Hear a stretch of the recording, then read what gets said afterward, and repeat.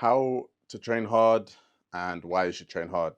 I want to split this video into three parts. So firstly, we'll talk about what hard training looks like. No, firstly, we'll talk about why you should train hard. Then I'll show you what hard training looks like. Then lastly, I'll give you 3 or 4 tips on how to actually train hard, like practical things you should be doing in the gym with every set, every time you go.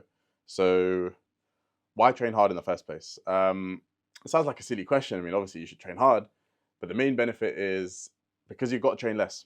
Simple as that. The harder you train, the less you got to do. The higher quality your sets are, the less sets you got to do.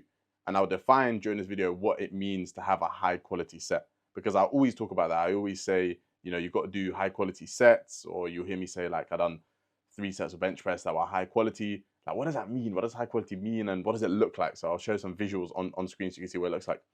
But yeah, the main reason to train hard is because you've got to train less.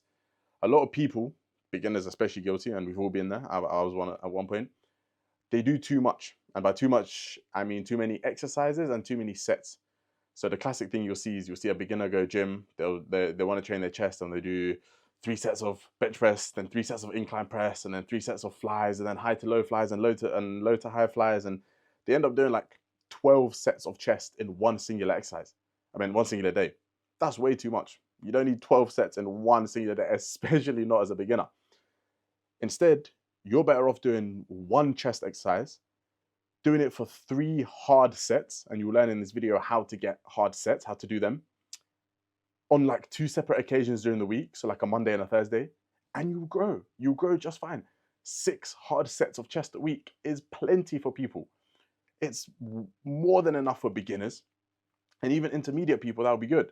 Provided for intermediate people, your sets are of high quality, which you'll learn in this video. 6 sets a week of chest on 2 separate occasions is calm. You don't need any more. Like people that do incline and flat bench and then flies, they're doing too much. Where the trade-off comes in is usually people that train like that, so beginners, usually don't train hard, and so they need to do more sets because their training isn't as hard. And that's typically how lifting weights and hypertrophy works. The harder you train, the less sets you got to do, but then the less harder you train, the more sets you got to do to make up for that lack of intensity. What does training hard look like? So we've established why to train hard, because you've got to do less. And a quick point I just remembered, if you're a 9-to-5 worker, if you work long hours, if you don't have much time in the gym, then this is a video you should watch, right? Learn from the practical tips I'm going to give in just a second, because you don't have much time to spend in the gym. So instead of going gym 5 times a week, just go gym 3 times a week, do a couple, 1 exercise per muscle group, but smash that exercise, do 3 hard sets, and you'll be good. So yeah, office workers, people who are busy, people who don't have time, this video is especially useful for you. So cool, that's the first part of the video, why we should train hard, because simply we can do less, we're more efficient, we're in and out of the gym quicker. What does hard training look like? There is one common theme that is present in hard training, no matter the population, no matter the exercise, no matter how many reps you do, no matter the weight on the bar. There's always one common thing that's present every single time, and that is the slowing down of reps. When reps slow down, I hate this guy, bro. I hate when he barks during my videos, man. When reps slow down, that's a sign of training hard. And everyone knows this. Like, you take a beginner, someone who's never gone gym before, and they'll watch somebody bench press, and they're benching, but then the reps slow down. That beginner's gonna think like, oh, he's training hard. So intuitively, we know that when reps slow down, we train hard. And now I won't get into the weeds of why, because that's a bit too technical. Motor unit recruitment, and when reps slow down, that means we're recruiting a high amount of motor units, and high motor unit recruitment equals mechanical tension. We won't get into all of that, but essentially just know that training hard looks like the final rep slowing down. Now you see videos on screen of reps at the start of my sets, and then reps towards the end of my sets. You'll see the slowdown in reps. Now I'm going to take this just one slight step, a bit more technical, and be a bit more specific, and say that it's the slowdown of the concentric. Now the concentric is the coming up portion. So the eccentric is when we lower, so as in going down on a bench press or going down on a squat. The concentric is when we're coming back up. We want the concentric to be slow. We don't want the eccentric to be slow, because we are stronger in the eccentric, and we control the eccentric more than we can control the concentric, but it's the concentric that we're looking for. Anyways, that's a bit too technical. Just know that you want your reps to slow down. So look at these videos on screen. Notice how the final couple reps are fucking slow. That is the one sign of training hard. So you now know why you should train hard, because you can spend less time in the gym, do less exercises, be more efficient. You now know what training hard looks like. You essentially want slow ass fucking reps. How does one then achieve these slow reps? Let me begin with the tips, right? These are the actual practical tips, and these are the things that will actually help you today when you go gym. So number one, use machines. Or not machines, I'll say it differently. Use exercises that are safer than others. So a simple example for everyone to understand is a barbell squat versus a hack squat. You're more likely to train close to failure and go hard and achieve these slow, tough reps in which you're pulling ugly faces and grunting and barking. I bark in the gym, by the way. On something like a hack squat that in your mind you perceive as safer than a barbell squat. And everyone knows this intuitively. Barbell squats are scary. No matter how strong you are, experienced you are, no matter how many times you failed it successfully, even if you have the safeties up, you are more likely to bottle a tough rep on a barbell squat than you are on a hack squat, than you are on a leg press. Similarly with bench press, you're more likely to not attempt that next tough rep on a bench press than you are on a machine press, for example. So the first tip is use safer exercises and utilize machines. Now, bear in mind, my channel and the way I'm speaking is from a muscle hypertrophy point of view, a bodybuilding point of view. I'm trying to get you jacked, bro. I want your muscles to be so fucking big that grandma's jaw drops when you walk through the front door. I want your muscles to be so fucking big, you're not fitting through doors anymore. So I'm trying to get you jacked. And when it comes to getting jacked, machines are favorable. We want to use machines, bro. There's no stigma, there's no dogma around machines. We're not power lifters in which we're confined to barbell squat, barbell bench, barbell deadlift. Like, no, we can use machines. So the first tip is utilize machines so that you got that peace of mind, so that you feel a bit safer, so that you then attempt those tougher reps. Second tip now, and watch this. This is a unique one. You want to split up the amount of reps you're going for into smaller chunks. Now, this is a bit of a mind game. This is a bit of a mental tip. Let's say I'm aiming for a set of 8. And it's going to be a fucking tough set of 8. You know, from rep 5, the reps are going to slow down. And then rep 6 is going to be tough, 7 is going to be tough, and 8 is going to be like death. I'm not going to go into that set thinking I'm going for 8 reps. No. I'm going to go into that set thinking I'm looking to do 2 reps 4 times. I'm just going for doubles.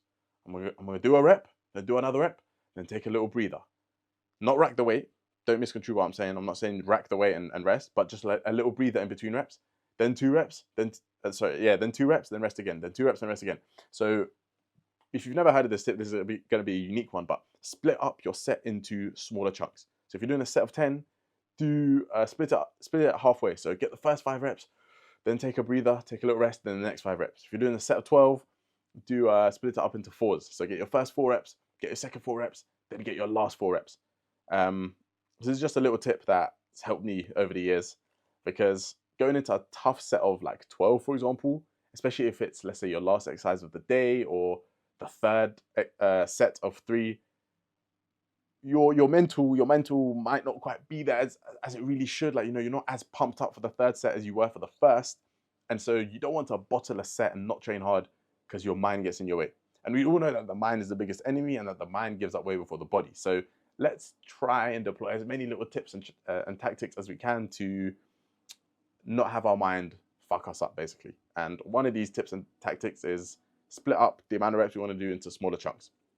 Now, of course, if it's your first time using a weight and you don't know how many reps you're going to get, you can't really do this. But if you logbook, and logbooking and tracking your weights is damn important, you're going to know how many reps you should get. So for example, today on the leg press, I knew that last week I got 8 reps, and this week I increased the weight, but I aimed for 8 again, and so I had my target. 8 is what I was going for, so I split it up into 4 sets of 2, 4 like mini sets of 2, 4 sets of doubles basically. And then on the second set, I aimed for, last week I got 7 reps, so this week I aimed for 8 reps again. Again, I split it up into 4 sets of 2, and then the last set I aimed for 10 reps. I split it up into 5, mini break, and 5. Let's now move on to the third tip, and I've kind of alluded to this now already, and that is rest in between reps, right? And by rest, I don't mean rack the weight. And by rest, I don't mean like a whole 10 seconds, but just a breather in between reps. You don't need to do continuous reps. And you find that in the bodybuilding world, continuous reps in which you're like up, down, up, down, up, down is like it's like a flex. It's like a type of training. You'll see all the time people caption their posts like, "Oh, got 3 plates for 10 continuous," because it's like a way of training. It's like almost an intensifier. You don't need to do continuous reps. You can do a rep, then wait at the top, just pause, gather your breath, do another rep. Little pause, do another rep. Now, why should you do this, and why do I recommend this? 2 main reasons. First reason is mental, for your mental, and your second reason is to dissipate the burn. So let's talk about the mental.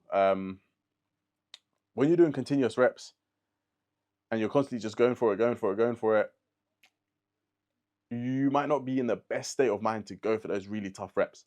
What I found is if I rest in between reps a little bit, so at the top of a squat or a leg press, I'll just wait there for just a split second to get my breath. Then I go again. It sort of allows me to gather my thoughts and allows me to really kick it into the next gear. And you'll find that when I do these sets in which I'm resting, I'm like staring at like one spot on the ceiling. Like I'm not looking around. My mind's not anywhere else. Like I'm locked in. Like I look like a fucking freak. Like I'm locked in. Oh, then I go for the rep. That was some weird impression, but yeah. Then I go for the rep. Do you get what I mean? So take a little rest in between your reps to get your mental right and to prepare yourself for that next tough fucking rep. The second reason why you should rest in between reps is to dissipate the burn. So the burn is a buildup of lactic acid, and we all know that the burn feels good, and it's nice to get a pump and whatnot. But oftentimes, and I've spoken about this before, and I'll keep banging on about it, the burn gives us a false perception of failure.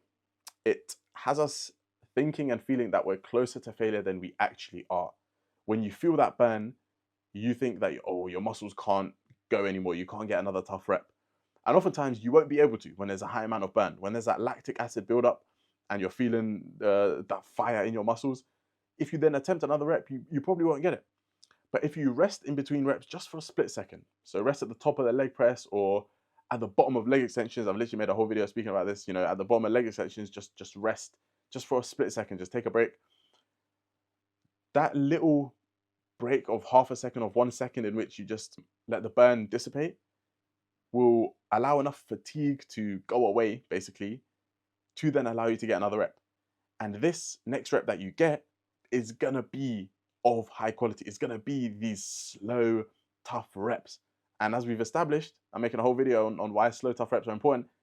It saves us time, and exactly what we need. Like we need slow, tough reps because they induce a lot of mechanical tension. And I try to avoid saying that because I don't want this video to get too technical, but when we do slow, tough reps in which the concentric, not eccentric, concentric is slow, we induce a lot of mechanical tension, a lot of motor units get recruited, and muscle is built when we have a high amount of motor unit recruitment and an involuntary slowdown of concentric contraction speed. If you didn't understand any of that, don't worry, bro. All you need to know is just slow fucking reps. And a lot of times the burn doesn't allow us to get these slow reps. And so if we just rest just a little bit in between reps towards the end of the set, it will allow us to get more of those slow, tough reps. And there'll be videos on screen of me doing it. You'll see I do it all the time on compounds and isolations. Third tip for training hard is control the eccentric. And in addition to controlling the eccentric, I want to talk about breathing. So where you should breathe. What you should do is when it comes to those hard, tough reps, you should be holding your breath during those reps, right? The Valsalvo maneuver. Now, where do you breathe? So I'm going to use the leg press as an example. Am I going to take a breath at the top of the leg press and hold my breath as I go down and then come up? No. I'm going to lower the weight slowly. And not slowly, not super slow, not like exaggerated slow, but under control. That's the right phrase. I'm going to lower it under control. Then about halfway down, I'm going to take a breath. And you see this on all my lifts. You'll see I'll be lowering the weight, and then midway through, I'll go like this, right? Watch. I'll go, then I'll take a breath.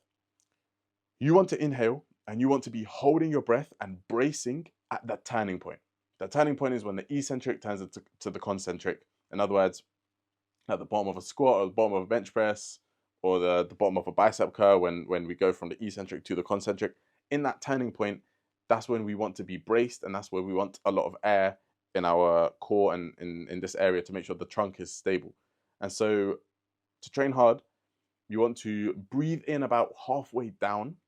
So as you're lowering the bench press or as you're lowering the leg press, breathe in about halfway down and then hold the breath at the turning point and keep your breath held as you push up. Now, a lot of people will say, you know, oh, breathe in on the way down and out on the way up. Don't breathe out, bro. Don't breathe out on that bottom portion of a leg press or a hack squat. Like when you're right at the bottom, don't breathe out, bro. That's exactly when you need the most amount of inter-abdominal pressure. That's exactly when you need the most amount of like pressure and air in your lungs. So don't breathe out at the bottom minute. You don't want to be at the bottom of the squat and go, because you're not going to get that bitch up. You want to be at the bottom of the squat, hold your breath, and then as you come up, as you're about halfway up, then you can breathe out.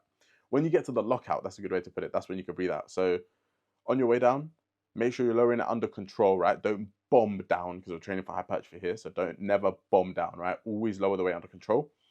And then about halfway down is when you breathe and you keep that brace held, you keep that breath in, making sure you're tight just at the turning point of the exercise.